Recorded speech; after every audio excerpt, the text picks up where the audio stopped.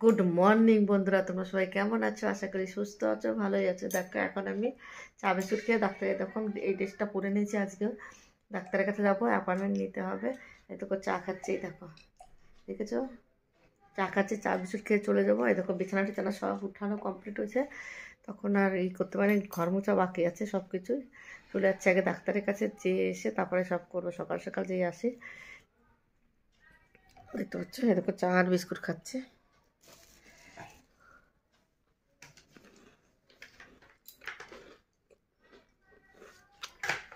মোবাইলে একটা কভার আনতে হবে, মোবাইলটা নিয়ে যেতে হবে। ভালো কথা মনে পড়ে যা, চলো।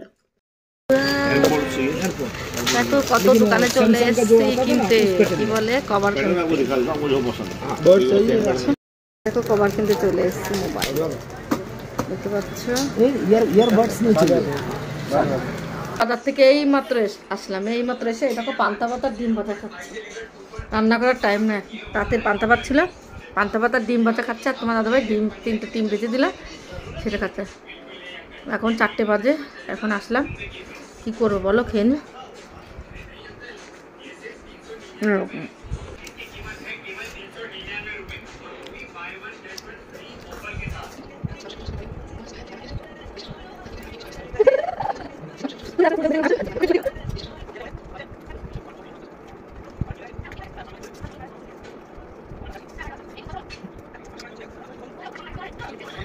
চলে গেছিলাম, তোমার দাদাভাই চলে এসছে। আর এই যে বাসন মাজার দুটো জিনিস নিয়েছে, এইটা খুব ভালো। এই কসবাইতে বাসন মাজলে না পরিষ্কার, দুটোটাই 35 টাকা। একটা নিয়ে এসছি আর কি। আর এই পার্ক নিয়েছিলাম 5টা, আমার ছেলে দুটো খেয়ে নিয়েছে অলরেডি।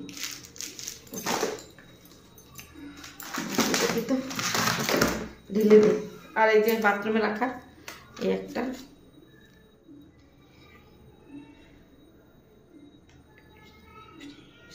এভরি ফেস না কি বলে, এটা লাগবে বাথরুমের জন্য। আর দেখো দুটো শ্যাম্পু নিয়ে এসছি, একটা কন্ডিশন নিয়ে এসছি। দেখো ওরিয়ালের, হ্যাঁ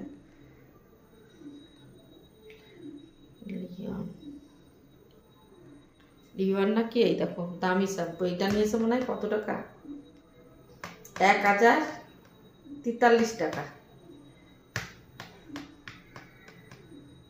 এইটুকুর দাম, কি দাম এই শ্যাম্পুগুলো। আমাকে এক এক সময় এক একটা টাকা। আর এইটারও কন্ডিশনার না, এটা কত নিয়েছে, 929 টাকা নিয়েছে। এটা ডিমান্ড প্রাইস তো বাদ দিয়ে। আর এইটা নিয়েছে 219 টাকা।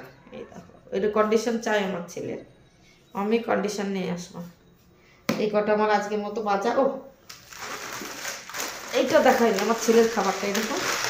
আর এই যে দেখুন আমার বাজার কটা, বুঝতেই পারছো। আমরা আগের দিনও সব কিছু নিয়ে এসছি, একদিনে নিয়ে আসি না বেশি কিছু, কেন আনতে খুব অসুবিধা হয়। বড়দায় গেলে ডাক্তার দেখানেই থাকে আমার মাসে মাসে, তখন যে নিয়ে আসি। দেখো কি কি বাজার করেছে দেখতে পারলে, এই দেখো এই কটা আজকে বাজার। ভাবতেই পারো রোজ তোমরা কেন চিকেন খাও, আমরা কিন্তু রোজ চিকেন খাই। কেন বলো তো, আমার ছেলের পছন্দ জিনিস, রোজ দিলেও ভালো খাই, নিরামিষ হলে ভালো খায় না। কালকে বলেছে মাছ খেয়েছি, আজকে আমি আর মাছ খেতে পারবো না, রোজ আমি মাছ খেতে পারবো না। এরকম চিকেন নিয়ে চলে এসে তোমার দাদা ভাই, এখন দেখো মশলাটা দিয়েছি, কষিয়ে নিয়েছি। টমেটোটা কাছে খুব বড় বড় কেটেছি, থাক টমেটো কষতে কষতে গলে যায়। কষিয়ে দিচ্ছি, চলো চিকেনটা দিয়ে দিই, একটু কাপড় দিয়ে দিই। আর সোপার কাপড়গুলো হাতে দেবো, চলো চেষ্টা করি আজকে।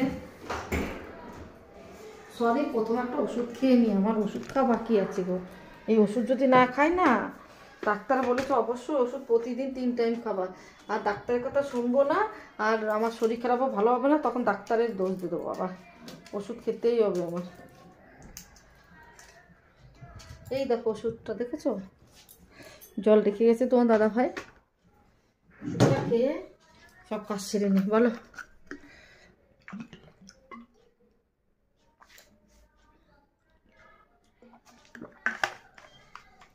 বলো তো, আমি ওষুধ খাওয়ার সময় এরকম করে আমার গলায় বেঁধে যায়, ওষুধও যায় না আমার গলায়। চলো জামা প্যান্টগুলো মেশিনে দিয়ে দিই, তারপর বিছানা উঠে ঘর ছাদ দিয়ে দিই। বিছানা উঠানো হয়েছে, ঘরটা ভালো করে ছাদ দিয়ে মুছে ফেলি। এই দেখো দিয়ে দিলাম, ওটা নিয়ে আসি কাপড়।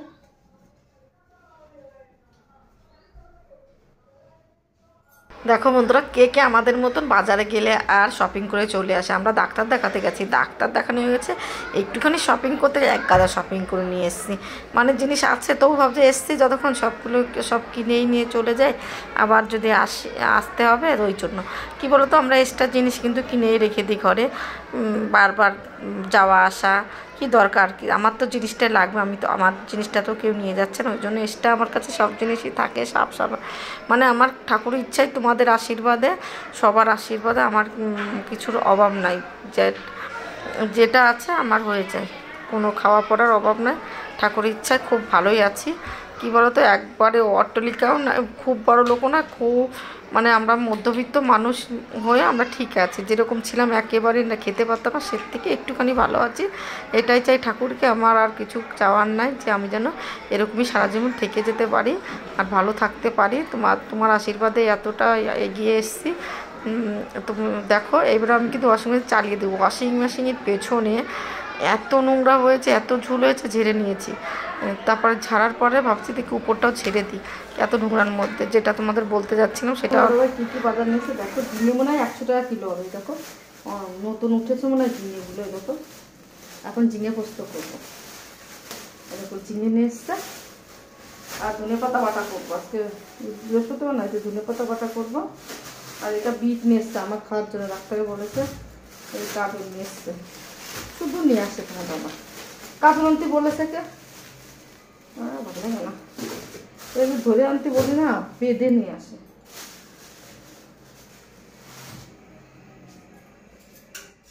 চলো রাখতে দিই, আর একটা কুল খেয়ে নিই। চলো বাসনটা মেজে ঘর মুছে এসে স্নান করে নিই, পুজো দিয়ে নিই, তারপরে সব কাজ।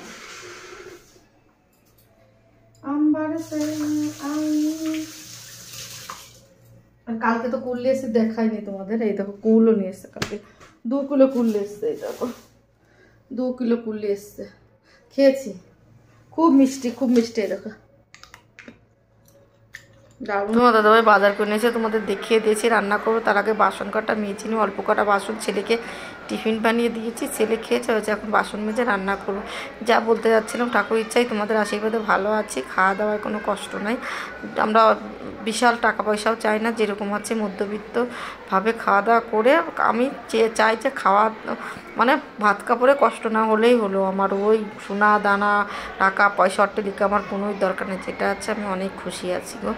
যেটা ছিল না, যেটা আমি কিন্তু অতীতটা ভুলে যাইনি, বর্তমান পেয়ে যে অতীত ভুলে দেবো তা না, আমার সেই পুরনো স্মৃতিগুলো কিন্তু মনে রেখে আমি কাজে আগিয়ে যাই।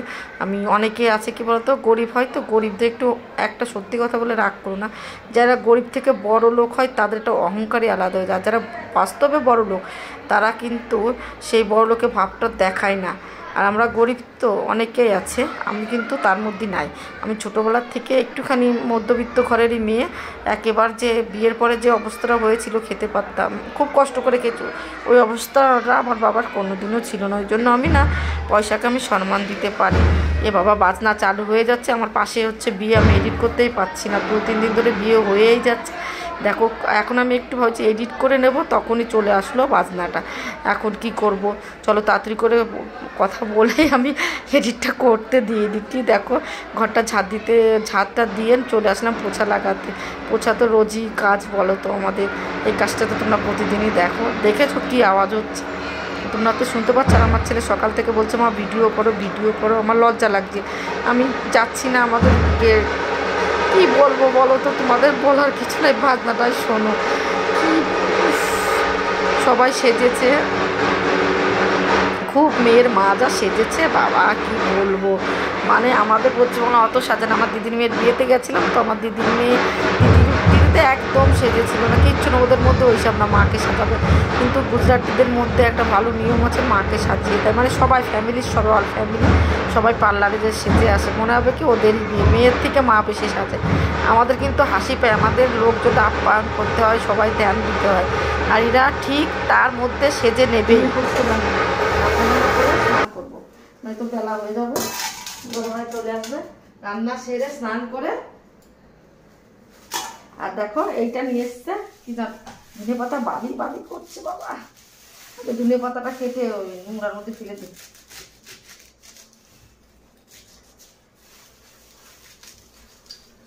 এখানে বালি বালি করে দিলাম, বাবারে বাবা।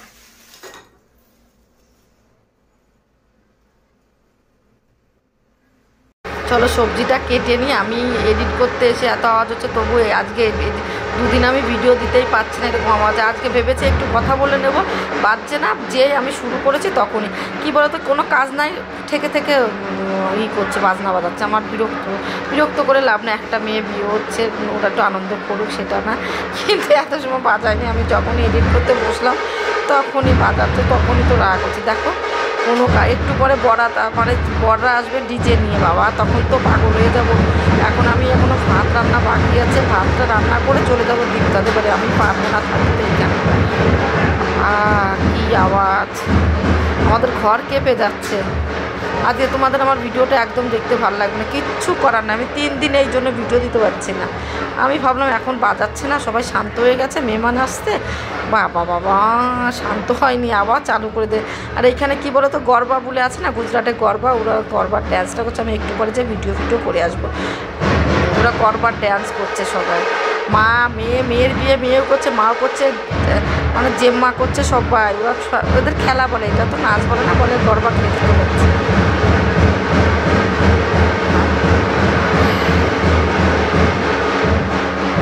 দেখেছো এখন কি করছি, আমি ঝিঙে পোস্ত করছি, পোস্তটা দিয়ে লঙ্কা দিয়ে বেটে নেবো এবার। আবার একটু আস্তে আওয়াজটা কমে গেছে, বাবারে বাবা ভগবান। দেখো আজকে তোমাদের সঙ্গে একদম শেয়ার করতে পারিনি, ভালো করে কথা বলতে পারবো না। ধনে পাতা কথা দেখাতে ভুলে গেছিলাম। গরম গরম ভাত, এই যে তোমার দাদাভাইয়ের ভাত আর ধনে পাতা ভেতরে ছিল, আনা যাচ্ছে না। ধনে পাতা আর দিয়েছি, আর ভাত, আর এই যে ঝিঙে পোস্ত। আজকে আমাদের বৃহস্পতিবারের মেনুতে এটাই আছে। দেখো সবাই ভাত নিয়ে নিয়েছি আমরা, ধনে পাতা হলে আর কিছু লাগে না আমাদের।